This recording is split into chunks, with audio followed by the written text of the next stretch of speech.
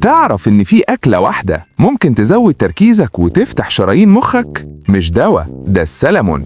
أول ما تاكل السلمون جسمك بيستقبل كنز باسمه أوميجا 3، مادة بسيطة بس تأثيرها قوي جدا.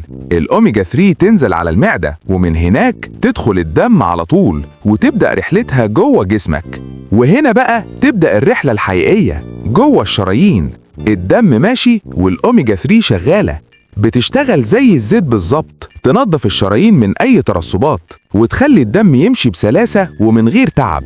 الدم يوصل للمخ أسرع، الأكسجين يزيد، وخلايا المخ تصحص وتشتغل بكفاءة أعلى. وعشان كده تلاقي تركيزك عالي، تفكيرك أهدى، والنسيان أقل بكتير. مش كده وبس، حتى المزاج بيتظبط والتوتر يقل واحدة واحدة، وفي الآخر جسمك كله يقولك كده تمام.